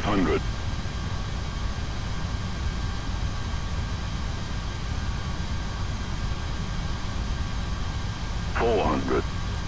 Land green, check. Il s'est mis en land green, attention on va approcher des minima. 300. 100 above. Vous voyez on voit la piste, allez minimum, on fait comme si on ne la voyait pas, je pousse. Là je suis en toga. Ici il est passé en go around track, ça veut dire qu'il prend en compte le track, donc la route que j'avais juste quand j'ai activé ce mode go around. Le copie, pardon, hop, un cran de volet. Je suis en positive climb, je rentre maintenant mon train. Donc là il cherche sa vitesse, vous voyez, il va chercher la vitesse qu'il avait donc en approche. Lever climb, je suis passé au-dessus de 1000 pieds. Même principe. Je passe en climb. Il garde ma vitesse jusqu'au moment où il sera sur l'altitude d'accélération à 2200 pieds, je crois qu'on a paramétré. Et pour l'instant il garde ça comme ça. Et là il garde donc le track qu'il avait. Je vous rappelle que selon la procédure, on doit garder ce track là jusqu'à 5 nautiques de l'ILS et apprendre ici un virage théoriquement par la gauche. Là cette fois-ci on va le faire par la droite, donc c'est pas standard par rapport à l'approche interrompue, mais c'est comme ça. On est en dessus de la vitesse d'accélération, mon avion accélère, je peux rentrer mes volets. Voilà, j'ai rentré mes volets. Et maintenant, vous voyez, il va se mettre tranquillement vers sa vitesse de contrainte. Je rentre encore mon dernier cran. Terminé. Et il va se mettre maintenant sur sa vitesse d'accélération.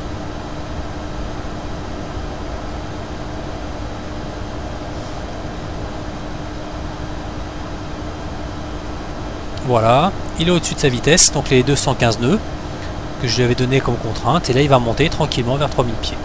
On approche des 5 nautiques, je passe ici, je suis en track 297. Je vais faire donc un virage par la droite, c'est ce que je vous ai dit, cette fois-ci non standard, encore une fois, mais c'est pour travailler l'autre type d'approche. 5 nautiques de l'ILS, virage par la droite.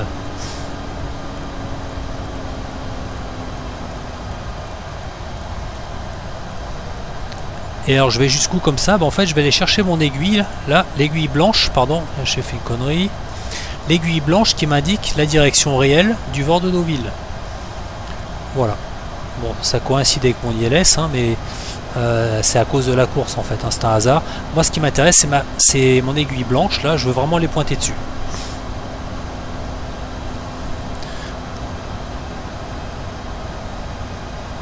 Alors ici je suis en go around track, maintenant je pourrais mettre en track tout court. Donc pour ça je tire ici sur le mode ici, je tire, crac, j'active le heading, vous voyez, mais qui va me chercher, pardon, il faut que je continue mon virage par la droite pour aller chercher mon VOR de Deauville.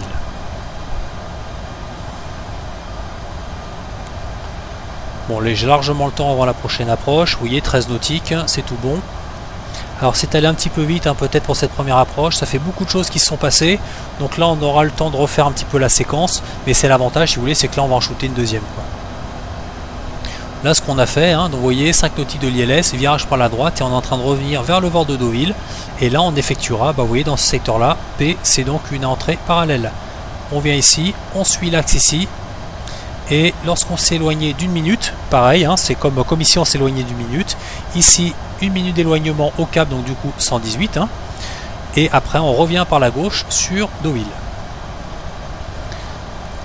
Là ici vous voyez il me faudra encore 2-3 degrés à droite, voilà, pour aller pile poil vers mon VOR de Deauville. Je suis à une distance de 10 nautiques, je suis en alt cruise à 3000 pieds, je suis dans heading donc pour manager mon arrivée vers Deauville, c'est parfait. Il a détecté que j'avais remis les gaz, et bien maintenant je vais vouloir effectuer une autre approche. Au passage, vous vous souvenez que la vitesse était 212 nœuds en clean, Bon, et là maintenant il a changé à 211. Pourquoi? Parce que comme on a cramé du fuel, on pèse un peu moins lourd et du coup les vitesses il les adapte en fonction de la masse réelle de l'avion. Allez, on effectue une autre approche. Je vais activer cette phase là et donc je vous rappelle qu'en l'activant logiquement il va chercher 210 nœuds et dans ce cas là il sera limité par 211 qui correspond à mon petit, ce qu'on appelle le petit donut là en vert, et il va aller chercher justement pile poil, mais 211 il ira pas au 210 parce qu'il sait qu'il n'a pas le droit. Voilà, ma phase d'approche est initiée. J'approche à 6 nautiques et donc je vous rappelle qu'à 6 nautiques, enfin quand on arrive à 0.5 ici de Deauville, je vais le mettre au cap donc 118 avec un chrono que je ferai partir à 1 minute. Le chrono, je le réinitialise. Comme ça il est prêt. Mon cap il est parfait. Alors théoriquement, vous voyez, dans ce genre de situation, je me mettrai en track de manière à éviter qu'il m'emmerde avec une dérive à cause du vent. Donc là, je me mettrai comme ça en track, j'appuie une fois. Je suis bien vers mon VOR et je sais que là, je suis bien en track, je resterai forcément sur mon VOR tranquillement ici. Je n'aurai pas d'autre chose à faire. Je peux avoir 20 nœuds qui me poussent si vous voulez, de la gauche, de la droite. De toute façon, je ne changerai pas de ma route au 131.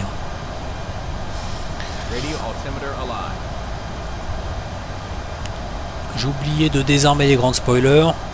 Oui, donc théoriquement il faut que je les désarme. Ici mon auto-break, bah, je le laisse sur médium, hein, puisque de toute façon je vais ranquiller une autre approche.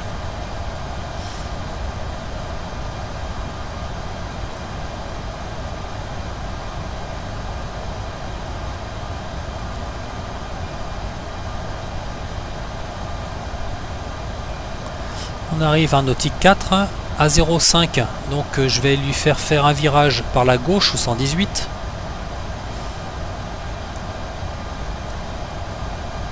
Vous voyez l'ILS aussi qui rentre hein, sur l'écran, ce qui est logique, on va croiser l'axe. Voilà, 0.5, 118.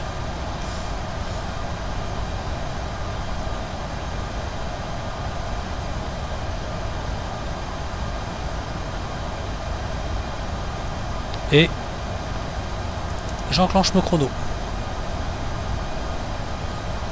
À l'issue d'une minute, donc ce sera un virage.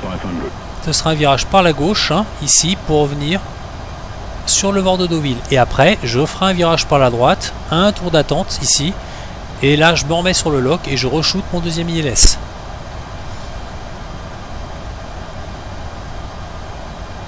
Donc le virage pour revenir ici, de toute façon je vais le gérer en fonction de mon aiguille, hein, qui m'indique toujours la direction vers mon VOR. Je le ferai en fonction de ça, hein, je ne vais pas m'emmerder. Mais on peut s'attendre à avoir un cap à peu près de 268, quoi, hein, ça va être 30 degrés par rapport à ça. Donc ça va être ici ouais, 268, grosso modo.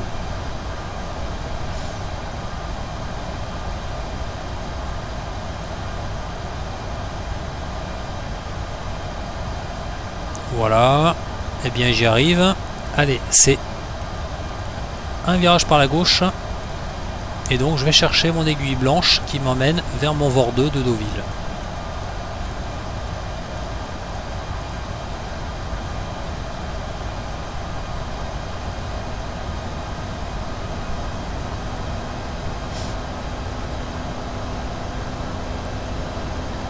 Vous voyez, mon aiguille elle bouge au fur et à mesure, ce qui est logique. Et j'ai envie de dire que là, je vais anticiper parce que je sais que ça fera à peu près, allez, je mets 270 initial. Je pense que je serai pas trop mal. Vous voyez, au fur et à mesure, l'aiguille elle se rapproche de mon cap, de mon track, pardon, que j'ai précédé.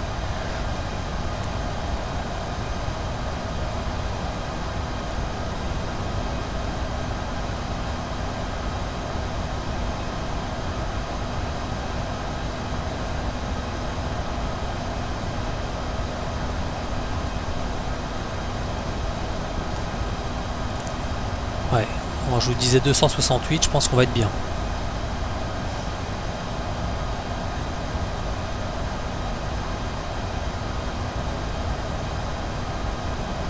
Impeccable, on stabilise. Et là donc, on est bien vers ce track là, vers le VOR de Deauville, qu'on va survoler dans 4 nautiques. Et là, pratiquement ouais, au moins, disons au moins 0,5 nautiques avant. Je vais lui faire donc le virage par la droite maintenant au 118. Mais là, comme c'est un virage qui est un peu plus prononcé, vous voyez, ici, je vais anticiper un poil plus, peut-être à 0,6 nautique. 0,6 nautique avant, de manière à ce que quand il va faire son virage ici, et ben il se termine et il finisse par le survoler avant qu'il y ait le virage par la droite. C'est à peu près ce que ça va donner.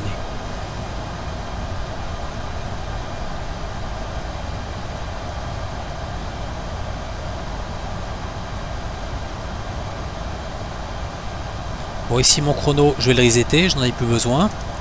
Moi je me fixe par rapport à ma distance du port de Deauville.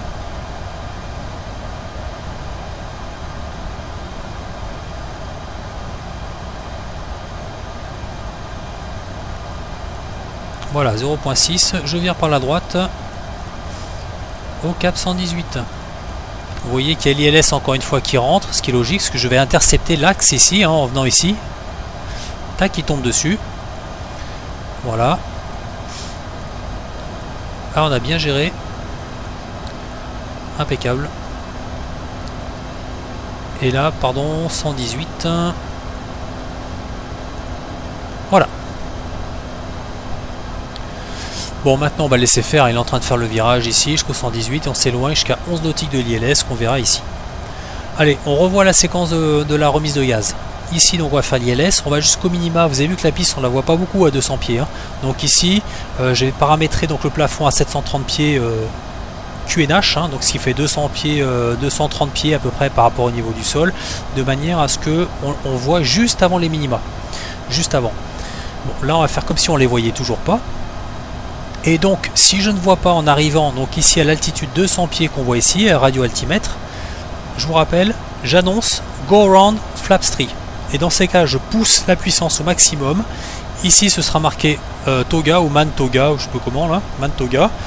Et quand j'annonce Go Around Flaps 3, le copie, il rentre tout de suite un cran de volet, de manière à diminuer la traînée, parce qu'on a beaucoup de traînée pour la remise de gaz, c'est pas une solution d'avenir. On poursuit. L'avion, toujours avec l'autopilot sur on, il va se mettre à monter tranquillou.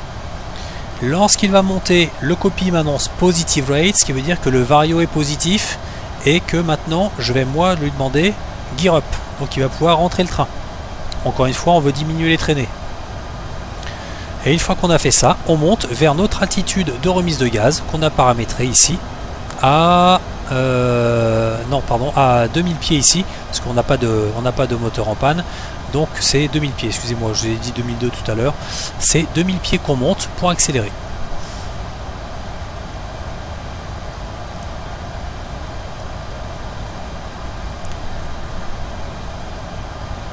Ici, juste pour votre info, tout à l'heure on avait 140 de vitesse d'approche, maintenant on est passé à 139, c'est pour la même raison qu'ici, hein. Comme on a cramé un peu de fuel, on pèse un peu moins lourd et dans ces cas-là, la vitesse d'approche a un peu diminué.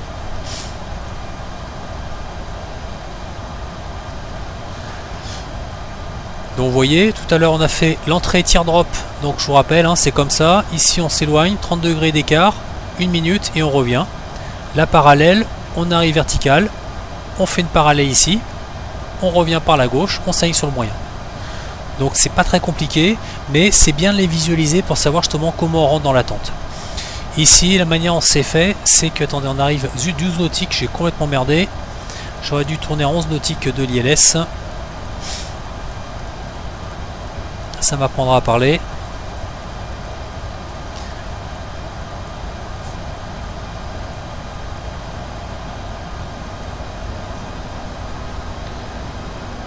Alors là, vous voyez comme je me suis un petit peu trop éloigné, comme ça, bon ça change rien, on va juste intercepter l'ILS un poil plus loin, c'est pas très dérangeant.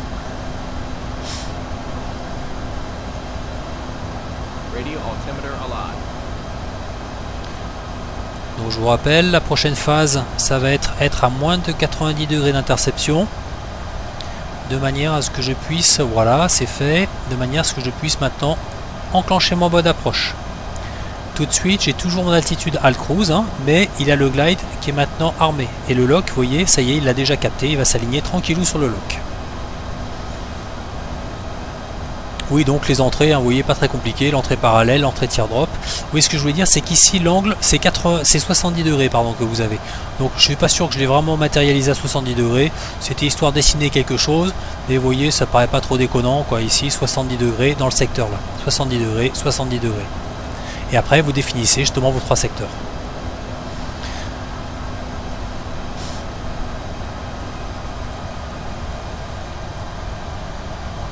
Bon, on est en train de s'établir proprement sur l'ILS. Eh bien, je vais sortir un premier cran de volet. Flaps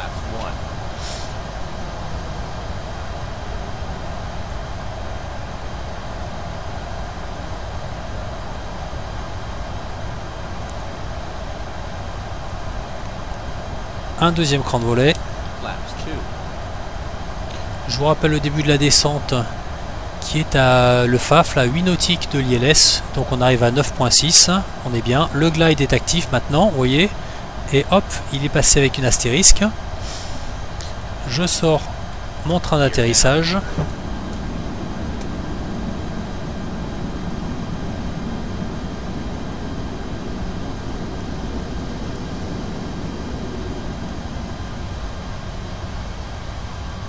Ici j'arrive ce qu'on appelle one dot, donc un point au-dessus du glide. Je ressors encore un cran de volet. Flaps 3. Mon train est sorti. Je peux armer Spoilers armed. mes grandes spoilers ici. J'arrive sur le glide et sur le lock. Je sors mon dernier cran de volet. Flaps full. Mon auto-break est bien sur médium. Mon attitude de remise de gaz 3000 pieds est bien paramétrée. Voilà, je suis sur mon approche, j'ai plus rien à toucher. Il a compris maintenant que ma DH était de 200 pieds, donc il l'a gardé. Et ben j'ai plus qu'à poursuivre maintenant jusqu'au minima. Et puis là, je vois la piste ou je ne la vois pas. Ensuite, donc on remettra les gaz. On reviendra un virage par la droite et pour revenir sur le bord de Deauville. Et puis cette fois-ci, on fera donc une entrée dans le secteur direct. Allez, on range ça pour l'instant.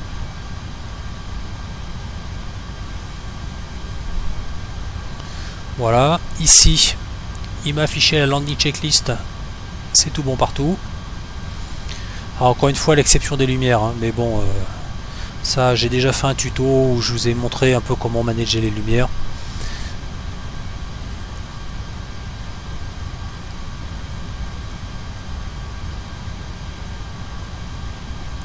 Donc ça c'est le radio altimètre, hein. Ici c'est par rapport au QNH, donc 2000 pieds QNH. Et ici, ça me donne vraiment la distance verticale, hein, c'est une sonde qui regarde vraiment la distance verticale entre mon avion et le sol.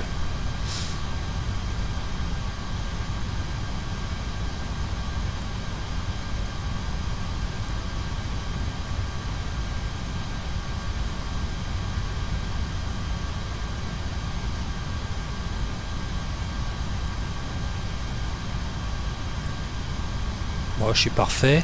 Là, vous voyez, on parlait de monitoring du plan de descente tout à l'heure. Si je voulais en faire un, je regarderais par exemple qu'à 3 nautiques, je dois lire 1420 pieds ici, si j'avais pas mon lock. Et là, on va vérifier si jamais il fait bien son boulot en suivant l'ILS. Bon, a priori, il est pile poil sur le glide, donc on devrait faire un carreau. Top. Pas tant que ça, on est passé, je crois, 20 pieds haut ou 30 pieds haut. Bon, il y a un petit écart. Bon, après. Je sais, c'est peut-être que c'est pas pile poil paramétré dans la simulation, il y a peut-être un léger décalage quoi. Allez, on se concentre, on arrive à 740 pieds, je vous rappelle la décision à 200 pieds. Et on admettra, même si on voit la piste, hein, on admettra qu'on ne la voit pas. Mais dans la réalité, je vous garantis qu'on voit à peu près la même chose. Hein. Donc c'est pas terrible. 500. 400.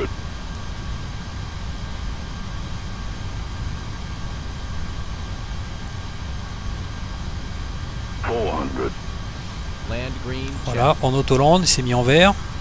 On approche des minima. 100 above, c'est 100 pieds au-dessus des minima, c'est ça que ça veut dire. La piste en vue. Minimum. Allez, minimum. Je considère que je la vois pas. Go round. Et tout de suite, flaps 3. Flaps 3. Vous voyez, positive rate, ça arrive.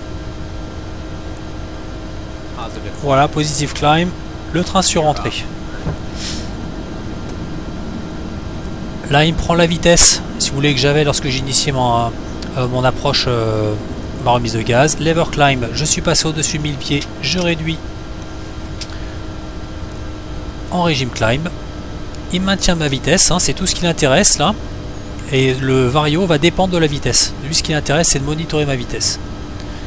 Et là, on poursuit jusqu'aux 2000 pieds qui correspondent à mon altitude d'accélération.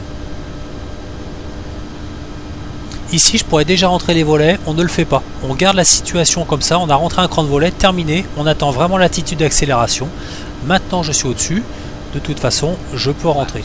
Mais on attend toujours on rentre juste un cran de volet à la remise de gaz, quand on l'annonce, un go around flapstream, et pour clairer le reste des volets, on attend vraiment d'être à l'altitude d'accélération, c'est fait pour ça. Voilà, et puis là je suis au-dessus du S, donc je peux rentrer le dernier cran. Et là maintenant il va me chercher mes 215 nœuds. C'est à 3 nautiques de l'ILS qu'on va virer. On est pour l'instant en go around track, il m'a gardé le track actif au moment où j'ai remis ma remise de gaz. Je vais tirer ici, crac. Et là il me met en heading ici. Je vais me mettre moi-même en track, hein, parce que ça m'intéresse. Et il me garde mon track au 297. Halt avec une astérisque, il est en train de capturer les 3000. Il va se passer donc du coup en halt cruise. Voilà, ma vitesse, il garde la même à 215 nœuds, il va stabiliser. 5 nautiques, allez par la droite. Et je vais rechercher mon VOR de Deauville.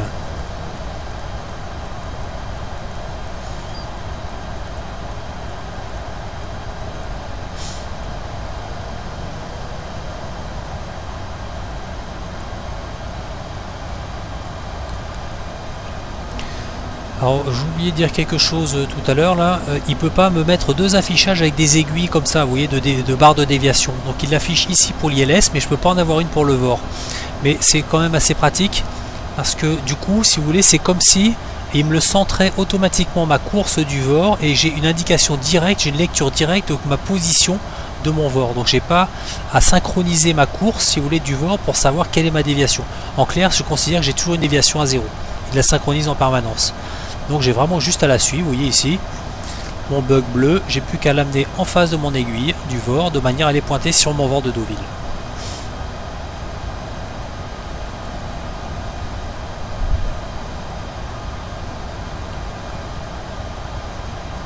Bon, on est bien là. Voilà, allez, je vais déplier ma carte. On est, allez, un poil... Allez, 2 degrés, vous voyez, c'est parfait. Maintenant, je suis pile poil sur mon VOR de Deauville. J'arrive pratiquement à 12 nautiques, ce qui fait qu'il va me falloir les 4-5 minutes pour y aller, quoi. 4 minutes. 4 minutes. Qu'est-ce que je vais vous raconter? C'est que là, on va venir ici. Donc, on est en train de venir un virage par la droite pour venir vers Deauville.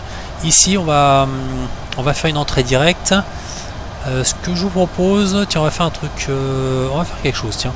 On va s'éloigner ici au cap justement 118, ici, voilà. Et on va faire un virage. On va faire un virage. On va faire, tiens, je sais ce qu'on va faire. On va faire un virage à 45 degrés d'éloignement pendant 30 secondes.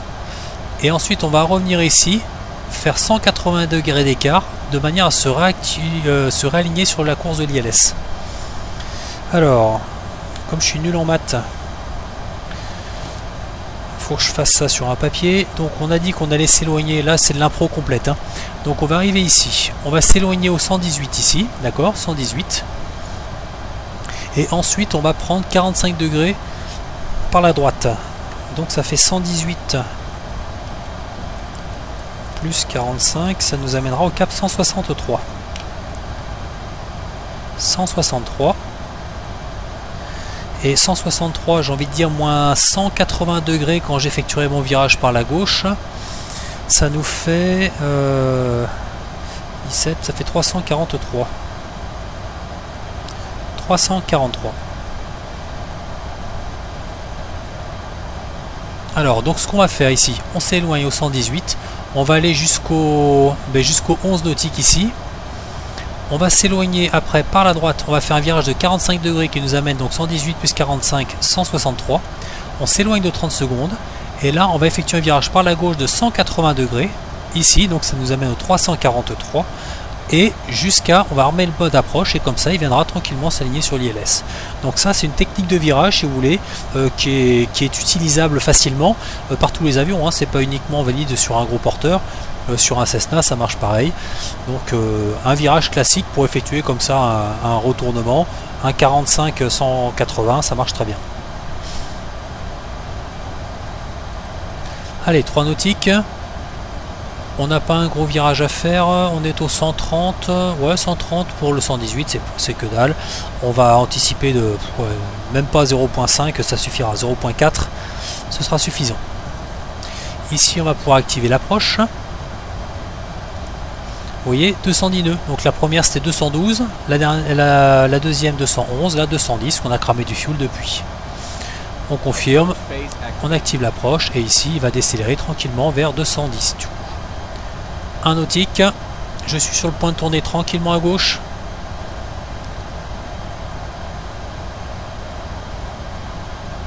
Voilà, vers le 118.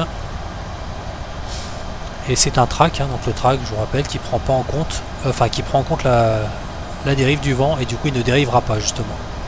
Je passe vertical du bord de Deauville. Et bien écoutez, j'ai bien passé, je sais pas si vous avez vu l'aiguille blanche swapée. C'est parce qu'on est passé pile poil vertical. On est au 118, on s'éloigne, donc on va attendre les 11 nautiques. Donc là ici on arrive à 8.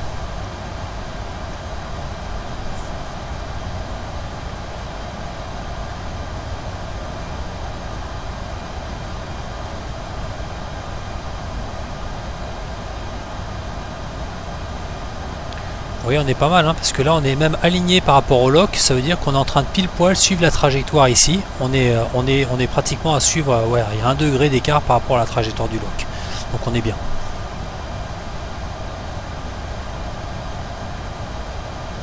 On arrive à 10 nautiques. Donc dans un nautique, ce sera par la droite, j'ai déjà oublié, 163, donc 118 plus 45.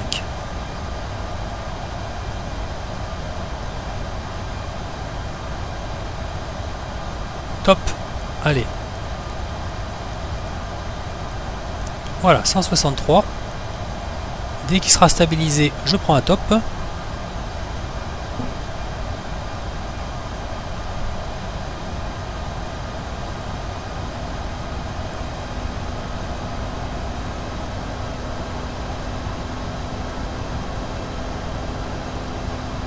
Voilà, un top de 30 secondes.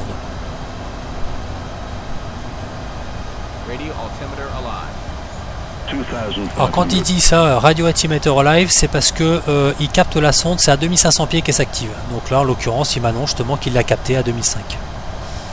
Allez, là je me tiens prêt, 20 secondes, donc dans 10 secondes je tourne par la gauche au cap 343.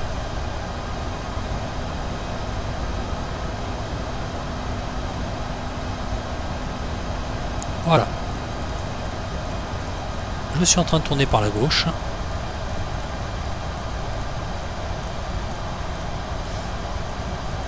Au cap 343.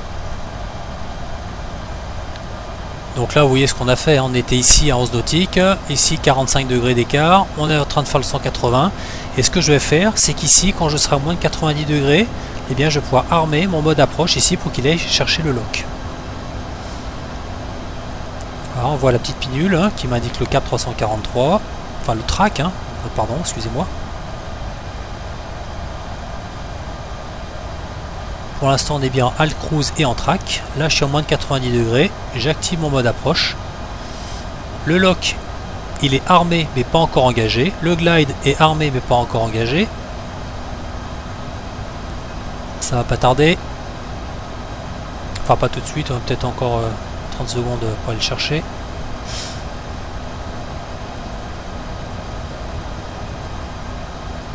Voilà, ça y est. Il a chopé le lock, il va s'aligner tranquillement dessus.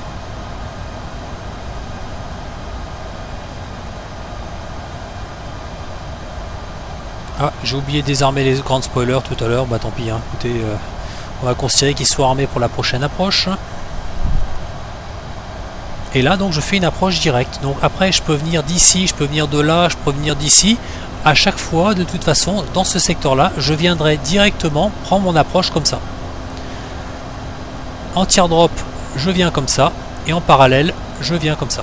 Donc là, pour ça que je vous ai mis les 3 dessins ici, de manière à ce que vous puissiez les avoir et ça vous permet de bien vous représenter comment on effectue une entrée dans la tente. Bon, on est bien, hein. On va attendre les 11 nautiques pour commencer à configurer notre avion, ce sera largement suffisant. On est pile poil sur le log, c'est parfait. Et cette fois-ci, allez, c'est promis, je vous libère après, on va faire un atterrissage complet. Je suis désolé, je pensais faire une vidéo d'1 heure maximum, je vois qu'on arrive à 1h30 encore. J'arrive vraiment, j'ai tellement de choses à dire à chaque fois que j'arrive pas à faire beaucoup plus court. Mais en même temps, je trouvais, alors attendez, on arrive à 11 nautiques, je vais sortir un cran de volet. Je voulais faire un tuto sur les approches interrompues, donc la manière dont ça se passe avec un Airbus. Je ferai la même chose sur un Cessna, hein, d'ailleurs au passage, c'est intéressant aussi de le voir sur un petit avion, donc je le ferai aussi. Mais ce que je trouvais frustrant, c'est que faire des approches interrompues c'est bien, mais comme à chaque fois on revient dans une attente, et ben je me suis dit autant faire les deux sujets en même temps et traiter également les entrées d'attente, quoi. C'est pas plus con. Voilà, un deuxième cran de volet. Et donc du coup je trouvais que c'était pas mal d'enquiller 3 approches avec 3 types d'entrées différentes, quoi. Voilà. Donc ça fait encore une fois une séance qui est peut-être un petit peu chargée. On a vu pas mal de choses. Hop, on sort le train. On arrive ici, one dot, au-dessus du glide. Je sors donc un 3e cran. Il va pas tarder à capter mon glide. Et dès qu'il intercepte, je sors le dernier cran voilà. Je suis en flaps full. Oui, donc je suis désolé, ça fait encore une séance qui est pas mal chargée. À chaque fois, j'ai pas mal de choses que j'ai envie de dire. Bon, de toute façon, après, l'avantage, c'est que c'est une vidéo où vous pouvez repasser sur certains passages si jamais, ou alors j'étais pas assez clair, ou si jamais vous avez des questions, ou si jamais ça faisait beaucoup d'informations. Maintenant, comme d'habitude, hein, vous m'envoyez un message, postez dans les commentaires une question et j'y répondrai, quoi. Ici, vous voyez, on passe le VOR, c'est normal. Si on arrive à 6 nautiques 7, crac, 6 nautiques 7, qui correspondent bien ici. 6 nautiques 7 de l'ILS, ça correspond bien à la verticale du VOR. On est sur le plan. Bon, cette fois-ci, j'en ai plus besoin. Je le réduis. Et là, promis, on se pose. Je vais le laisser se poser en autoland, hein. Il fait ça beaucoup mieux que moi. Donc, je ne touche à rien.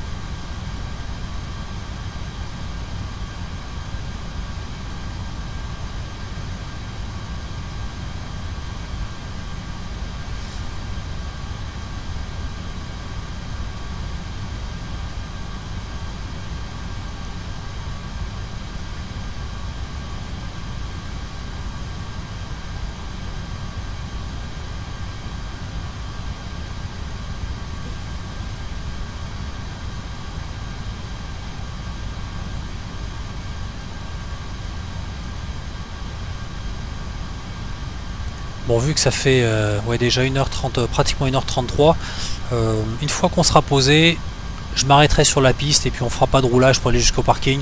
Je pense que ça manque un peu d'intérêt. De toute façon, c'était pas du tout l'objet de ce tuto. Encore une fois, celui-ci, c'était juste de travailler les remises de gaz et les entrées d'attente.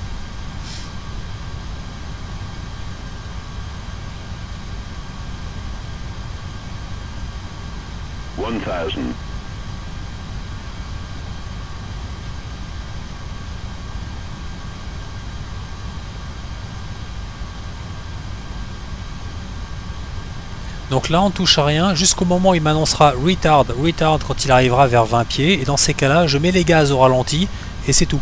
Et après j'attends que l'avion soit au sol pour reprendre la phase de freinage.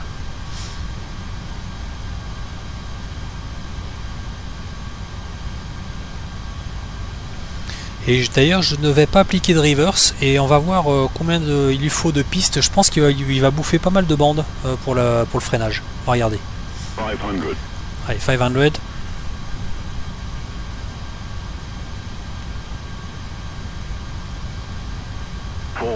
Voilà. Land green check, effectivement, il met bien land. Je vais arriver à 100 pieds du minima.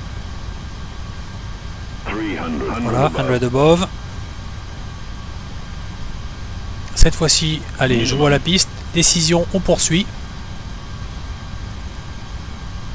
voyez, c'est pas terrible, hein. 100. 50. 40. 30. 20. 10. Retard. Fire. Voilà, Ground les gaz au clear. ralenti. Cell. On est sur la piste.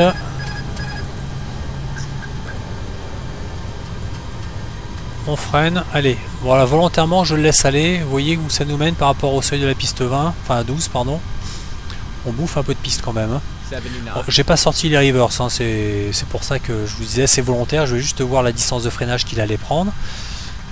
Mais vous voyez, on bouffe pas mal de bandes quand même, hein. Nice landing. Allez, crac. Le parking brake est appliqué.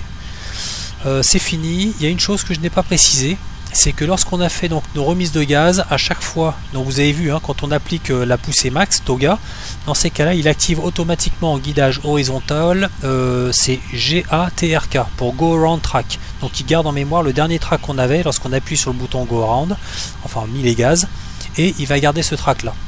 Donc ça c'est très bien, pourquoi? Parce que de toute façon lui là, dans cette version de FMS, bon, encore une fois c'est une bêta test, hein, mais il ne suit pas la Mist Approach qui était designée en bleu, donc qu'on doit voir d'ailleurs ici, si je me remets dessus, non je l'ai plus, mais on avait ce qu'on s'est posé, mais sinon vous voyez on avait la trajectoire en bleu qui devait suivre, il ne la suivait pas, donc c'est pour ça que je n'ai rien activé du tout.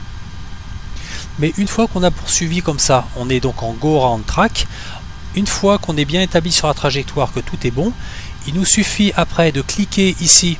Alors on le pousse, hein, sur le bouton de manière à passer en mode manager, on le pousse et dans ces cas là on active le mode nav et après lui il va pouvoir voler cette approche interrompue en bleu proprement. Donc ça c'est quand le FMS marchera correctement. Mais donc je vous rappelle, Go Around, on met les gaz au maximum, en même temps Flapstream, le copy il rentre les gaz, enfin les volets d'un cran, et on est automatiquement en Go Around Track qu'on garde, GA Track, jusqu'au moment où bien établi sur la trajectoire tout va bien, on peut pousser ici pour se mettre en mode nav et suivre la procédure de Mist Approach, donc d'approche interrompue telle que publiée. Dans d'autres cas à nous, comme on savait qu'il ne la prendrait pas, de toute façon ça ne sert à rien que j'engage. Et en plus, de toute façon, je le manageais en track, donc en tirant sur le bouton, de manière à pouvoir moi décider si je faisais un virage par la gauche ou vers la droite pour revenir vers le bord de Deauville. Voilà, cette fois-ci, on s'est tout dit. Donc, vous voyez comment maintenant on manage les entrées dans l'attente, la teardrop, la parallèle, l'entrée directe. Bon, l'entrée directe, c'est pas très compliqué. Et souvenez-vous que c'est pas parce qu'on fait une entrée dans l'attente qu'on peut enquiller tout de suite l'ILS, hein. C'est une entrée dans l'attente, on doit faire un tour après pour ensuite faire une procédure ILS. J'espère que cette vidéo vous a plu. Si vous avez des questions, des commentaires, surtout n'hésitez pas à les poster sous la vidéo, j'y répondrai. Et puis je vous souhaite une bonne journée et à bientôt pour un prochain tuto. Au revoir.